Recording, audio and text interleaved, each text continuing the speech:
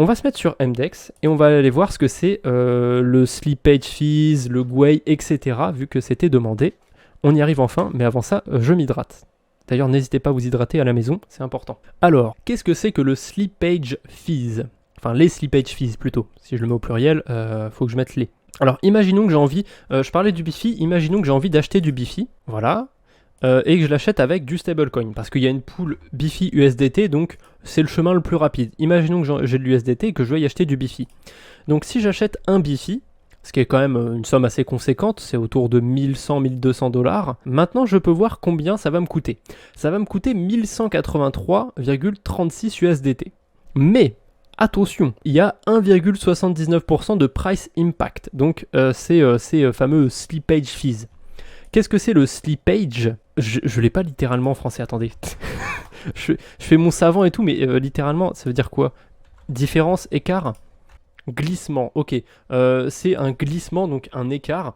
Si on met 1% de slippage, c'est qu'on est prêt à payer 1% de plus ou moins. Si par exemple, je suis prêt à acheter pour 100 $ d'USDT, 100 $ de Bifi, pardon, ça veut dire que je vais payer entre 99 et 100 $. Là, vous voyez que j'ai mis 0,5%. Donc, on va prendre une somme ronde vite fait pour que ce soit clair. Si je dépense 1000 $, en réalité, je ne vais pas dépenser 1000 $. Je vais dépenser entre 995 et 1005 $. Voilà. Généralement, plus il y a de liquidité sur une pool et plus ça va s'approcher de ce que je veux dépenser. Par exemple, si je me mets sur, je sais pas, du USDT Bitcoin, vu qu'il y a énormément de liquidité, si je mets 1000 $, je vais dépenser peut-être 1000,01 $. Voilà, vraiment très proche de 1000 $. Par contre, si j'achète du Bifi, il y a des chances que je sois un peu éloigné. Et du coup, il y a aussi ce slippage fees. En fait, quand il y a beaucoup de liquidité, si je veux échanger 1000 $ d'USDT contre 1000 $ de Bitcoin, il n'y a pas de problème. Comme il y a beaucoup de liquidités, le protocole peut se permettre de prendre 1000 $ de Bitcoin. Le problème, quand on a des liquidités beaucoup plus faibles, comme sur le Bifi USDT, alors je sais de tête, je ne saurais pas dire combien il y a, mais je pense qu'il y a dans les peut-être 200 000 $. Voilà, quand il y a une pool où il y a 200 000 $, bah déjà, je peux pas acheter pour 400 000 $ de Bifi. Vous vous doutez bien qu'il va y avoir un petit problème. Si j'achète 400 000 $ de Bifi, j'aurai 86% de price impact. Ça veut dire que je vais recevoir 86% de moins de ce que je suis censé recevoir. Par exemple, si je suis censé recevoir 100 Bifi, imaginons 400 000 $ ça vaut 100 Bifi, et ben comme il y a 86% de price impact, je vais recevoir moins 86% de ces 100 Bifi, donc 14 Bifi. Là je prends juste des chiffres ronds pour imager, mais voilà, ça marche aussi. Là c'est 48 pour le coup, et il faudrait trouver combien ça nous ramène. X moins 86%, ça donne 48. Si vous êtes chaud, faites le calcul pour trouver X, moi j'ai la flemme. Mais voilà, c'est tout simplement ça, le price impact, les slippage fees, c'est ce que vous allez recevoir en moins. Donc là, pour un Bifi, eh ben, je suis censé recevoir du coup 1,8 Bifi de plus. Donc 1,018 Bifi, à peu près 1,02 Bifi. Alors que je vais recevoir que 1 Bifi. C'est terminé. J'ai fini d'expliquer les slippage fees. J'espère que j'ai été assez clair. N'hésite pas à me confirmer LilouMonkey et les autres gens dans le chat si j'ai bien expliqué les slippage fees. Ouh. Donc ça a plusieurs noms, slippage fees, price impact, selon la plateforme. En fait, selon la plateforme sur laquelle vous allez vous diriger, ça aura un nom différent. Pour le slippage, il faut aussi expliquer l'intérêt de le modifier. Ah oui, du coup, pourquoi on devrait modifier le slippage tolérance? Alors originellement, c'était par rapport aux liquidités en fait. Si on était sur une pool avec très peu de liquidités, ben, s'il y a beaucoup de gens qui ont envie d'en acheter d'un coup, le prix en fait va vite bouger dans la pool. Parce que si tu retires un actif de la pool, si des gens se mettent à acheter en masse du Bifi d'un coup en fait, il va rester très peu de Bifi dans la pool de liquidité et il y aura beaucoup d'USDT. Donc ça va avoir un impact sur son prix en fait. Donc forcément, si beaucoup de gens essayent d'acheter d'un coup du Bifi, eh bien c'est possible qu'il ait une fluctuation au moment où tu cliques sur Confirm Swap et tu confirmes la transaction sur MetaMask. C'est possible qu'il y ait une variation de plus de 0,5% et du coup, pour être sûr entre guillemets que ta transaction elle passe, tu cliques sur la petite molette et tu mets 2, 3, 1%, enfin ça dépend. Moi je laisse à 0,5. Si tu veux acheter du Bitcoin par exemple ou d'autres grosses crypto-monnaies, du UOB token, de l'Ethereum, c'est valable pour MDEX, mais du coup sur d'autres plateformes c'est à voir par rapport au pool où il y a beaucoup de liquidités. Tu peux te permettre de mettre moins encore, mais voilà, globalement si tu mets entre 0,5 et 1%, si t'es pas sur une pool avec très peu de liquidités, il y a aucune raison que ça passe pas. Je le précise aussi, mais c'est pas parce que tu mets 1% que forcément tu vas payer 1% de plus ou 1% de moins. Comme j'ai dit, globalement, quand tu achètes du Bitcoin, si tu veux en acheter 1000$, comme c'est Bitcoin USDT, c'est une pool avec énormément de sous dessus, tu vas dépenser 1000$. Tu vas pas dépenser 1001, 1010, quoi. Enfin, vraiment, même si tu mets 1%, tu vas dépenser 1000$. Mais au cas où, voilà, c'est bien d'avoir une petite marge. Parce que du coup, la transaction peut être annulée. Et du coup tu payes des frais pour rien, c'est un peu dommage. Et du coup, depuis quelques mois, il y a aussi un truc qui fait qu'on peut modifier les slippage fees. Si je veux acheter, alors sur ce wallet là, j'ai pas d'USDT, donc je vais mettre du UOB token. Si je veux acheter du HTMoon, il y est toujours. Je prends cette crypto là en particulier et pas une autre pour une bonne raison, c'est que c'est une crypto, quand tu fais une transaction avec, il y a du burn dessus. À chaque transaction, il y a du burn. Donc c'est-à-dire qu'on en retire une partie de la transaction. Et ce burn sur le HTMoon, je crois que c'est 8 ou 10%. Donc tu dois avoir un slippage fees d'au moins 8 ou 10%. Si c'est 10%, je conseille même de mettre 1 ou 2% de plus pour être sûr. Du coup, si c'est 8%, ce serait 9% minimum. Et si c'est 10%, 11% minimum de slippage fees. Slippage tolérance, pardon. Donc cette tolérance, si je la laisse à 0,5%, normalement, je ne peux pas faire le swap. Voilà, tu vois, là il me dit qu'il y a une erreur, que c'est pas possible. Et là, comme par magie, attention, je vais le mettre à 12%, comme ça je suis sûr. Bon, il me met quand même un petit warning, parce que du coup, je peux payer entre 0,88 et 1,12 UOB token. Bon, surtout qu'en général, c'est plus vers 1,12. MDEX, il vous met quand même en garde, mais vous êtes obligé d'augmenter ce slippage tolérance, cette slippage tolérance, plutôt féminin je trouve, si vous voulez acheter du UOB token Moon. HTMoon, UOB token Moon, enfin peu importe, on s'en branle du nom. J'aime pas les projets déflationnistes comme ça. Je vous incite surtout pas à acheter du HTMoon, mais voilà, si vous voulez le faire, ou si vous voulez acheter des tokens similaires, ou alors si quand vous achetez un token, ça vous met une erreur similaire, pensez à changer cette slippage tolérance. Par contre, essayez de ne pas la laisser à 12% tout le temps, on sait jamais. Donc si je fais confirm swap, je vais pas confirmer la transaction, mais vous voyez que elle apparaît. Je ne confirme pas la transaction parce que j'ai pas envie d'en acheter. Je remets à 0,5%. Vous avez aussi transaction deadline. Ça, c'est un petit paramètre en plus. Si la transaction prend du temps, vous pouvez choisir au bout de combien de temps elle s'annule. Voilà, si vous êtes pressé, vous pouvez mettre 1 minute, 2 minutes. Voilà, moi je laisse le truc de base qui est de 20 minutes. Sur la UOB EcoChain, sincèrement, j'ai jamais eu de problème avec ces transactions. Je crois que la plus longue, ça a été peut-être 1 minute, un moment où c'était un petit peu...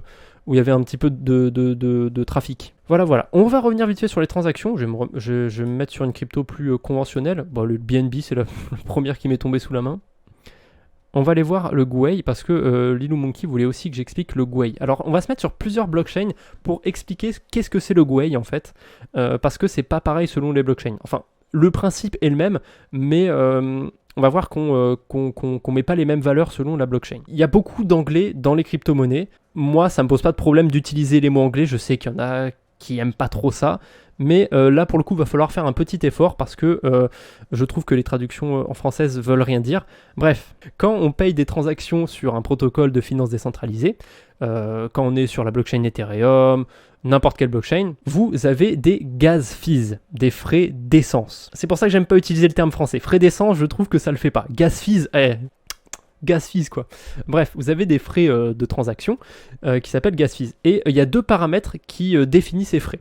Le premier paramètre, c'est le prix de l'essence, et le deuxième paramètre, c'est la quantité d'essence qu'il vous faut. Donc le prix de l'essence, c'est tout simplement le Gwei. En fait, c'est ça, le Gwei, c'est le prix de l'essence. Combien vous êtes prêt à payer votre essence. En gros, plus vous payez votre essence cher, et plus vous êtes prioritaire, en fait. Par exemple, sur Phantom, au minimum, il faut mettre 50 Gwei. Sur la Binance Smart Chain, c'est 5. Sur la UOB EcoChain, à l'origine, c'était 1, mais depuis un moment, j'ai l'impression que c'est 2. Sur Ethereum, il faut aller sur un gas tracker, un truc pour suivre le prix du gaz en direct parce que ça bouge tout le temps. Sur Phantom, ça bouge tout le temps aussi, mais si vous mettez 50-60 de Gwei, la transaction elle passe. Il n'y a pas des milliards de transactions sur Phantom, donc même si vous mettez 142 Gwei, vous allez dans les modifier, enfin, vous allez modifier, vous mettez 60, la transaction passe sans problème. Voilà. Petit tips, ceux qui utilisent Phantom, parce que quand vous avez 142 Gwei, si vous mettez 60 à la place, ça veut dire que vous allez payer votre transaction plus de 2 fois moins cher. Alors je sais que les transactions sont pas si chères non plus, mais si vous pouvez vous permettre de les payer 2 fois moins cher, passez pas à côté. Bref, là, si je le mets à 4, bah du coup, vous voyez que forcément, ça augmente les frais que je vais payer. Je tiens à préciser aussi que là, c'est une prévisualisation des frais. C'est pas ce que vous allez payer. Bon, moi, pour le coup... pour le beau jeu, je vais faire la transaction, on va voir ce que ça va donner, je vais laisser le Gwei de base à 2,25. Vous voyez que la prévisualisation c'est 0,00115 UOB token. On va laisser ça comme ça, on va confirmer, hop, on va aller voir la transaction, et vous allez voir que sur l'explorateur de blockchain, EcoInfo pour la UOB EcoChain, j'ai pas payé 0,00115 UOB token, j'ai même payé beaucoup moins que ça. En général, sur la Binance Smart Chain, Ethereum, non, pas Ethereum, sur la Binance Smart Chain et Phantom et Polygon, je crois. Non, je vais rester sur les valeurs sûres. En général, sur la Binance Smart Chain et Phantom, vous payez moitié moins de ce qui vous affiche. C'est-à-dire que si vous affiche 10 centimes de frais, vous allez payer 5 centimes de frais. UOB EcoChain, ça dépend des protocoles que vous utilisez. C'est entre 1 dixième, littéralement. Certes, parfois, quand vous faites un swap, c'est 10 fois moins que ce qu'ils vous demandent, jusqu'à la moitié. Des fois, ça peut même être un peu moins, genre, il vous affiche une prévisualisation, c'est difficile à dire ce mot, il vous affiche une prévisualisation et vous êtes très près de ça finalement. C'est quoi finalement le prix des transactions sur UOB? Moins d'1 centime. Après, si vous allez sur quelques protocoles comme... comment ça s'appelle déjà, Belt, voilà, Belt Finance, tu peux avoir des transactions, d'ailleurs j'ai déposé des sous dessus hier, tu peux avoir des transactions qui coûtent quelques centimes, 3-4 centimes, quand tu vois que ça vaut quoi, ça vaut un tiers de centime, voilà, 3-4 centimes, un tiers de centime, c'est quand même, il y a quand même un facteur 10 entre les deux, quoi. Donc 3-4 centimes, c'est pas grand chose pour une transaction, mais comparé à une transaction classique, on va dire, c'est super cher. Mais voilà, la UOB EcoChain, c'est moins cher que Phantom. Avant, c'était un peu plus cher que Phantom, mais voilà, depuis que le prix du Phantom a augmenté, la UOB EcoChain, c'est beaucoup moins cher. C'est pas parce que la UOB EcoChain, c'est moins cher que ça y est, c'est une nouvelle Eldorado. Hein. Vraiment, j'aime beaucoup la UOB EcoChain, mais voilà, je pense pas qu'il y aura des perfs de ouf. Voilà, la quantité d'essence aussi, je suis pas rentré beaucoup dans les détails.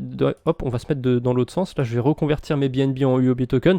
Je perds un peu sur le process, mais c'est pas très grave. Voilà, je suis là pour vous montrer comment ça marche. Hein? Ah, ok, attendez.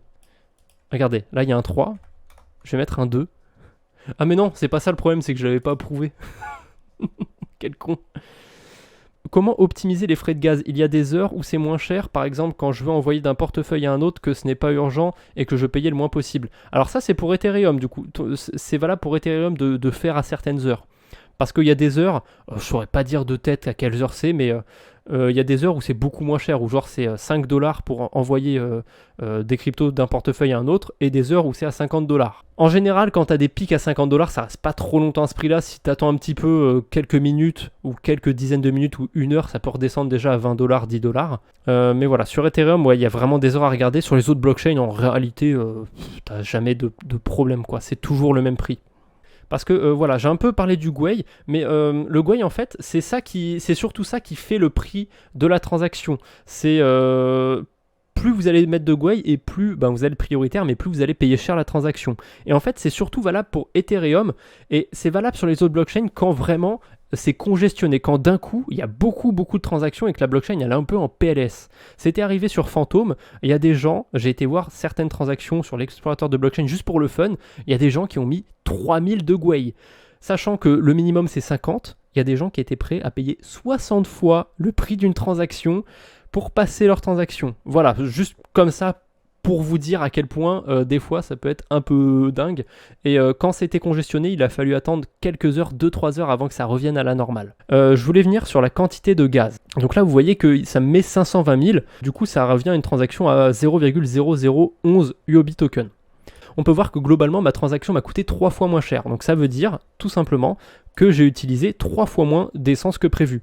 Donc il m'avait mis 500 000, donc ça veut dire que j'en ai utilisé à peu près 160 000. Donc vraiment, la quantité max de gaz, si tu veux, tu peux la baisser. Je pense que si je la mets à 250 000, il n'y aura pas de problème, la transaction va passer.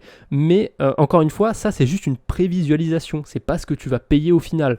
Donc là, psychologiquement, tu peux te dire, ah cool, ma transaction va être moins chère, mais en fait, si je mets 250 000 ou 2 500 000, tu peux te dire que la transaction va être plus chère, mais en vrai, elle va payer le même prix. Et juste pour démontrer ce que je suis en train de dire, je vais mettre une somme de fou. Vous pouvez dire là, oh putain, il va payer 0,56 UOB token de frais. Ok, bah on va voir. Ah merde, ça lui a pas plu que je mette autant par contre. Ok, il y a une limite. Il y a une limite à tout dans la vie. On va mettre 10 millions. On a 10 millions, je crois. Enregistré. Hop. Et là, normalement, je suis loin des 0,02 UOB token que ça m'affiche. Tu vois, je suis à 0, pas 0,2, 0,0003. Quand tu vois la prévisualisation de tes frais, divise-la par 2. En général, en moyenne, c'est divisé par 2. Peu importe la blockchain, à part Ethereum, que je connais pas trop. Et ce que je dis, c'est valable pour toutes les blockchains Ethereum Virtual Machine compatibles. Donc Phantom, Binance Smart Chain, UOB EcoChain, etc. Ce que je te dis, ça va pas être valable pour Cardano, Solana, Terra, voilà, parce que c'est pas le même système en fait. Alors que Binance Smart Chain, UOB EcoChain, OKExChain, Phantom, Thundercore, Polygon, etc., c'est le même principe. Chaque blockchain en fait a ses spécificités et beaucoup de blockchains en fait sont pas des forks d'Ethereum, mais elles utilisent le même langage de code, de programmation, etc., Enfin, il y a des similarités quand même, et puis elles sont aussi compatibles avec la Ethereum Virtual Machine. Pareil, ça je ne veux pas trop rentrer dans les détails, même moi il y a des trucs que je ne maîtrise pas si je m'aventure sur le sujet. Bref, je pense avoir bien expliqué les frais de gaz. N'hésite pas à me dire si c'est clair, s'il y a un détail que j'ai loupé ou quoi, parce que quand tu connais un sujet, il y a des chances que tu skippes forcément des choses sans faire exprès, parce que tu connais le sujet.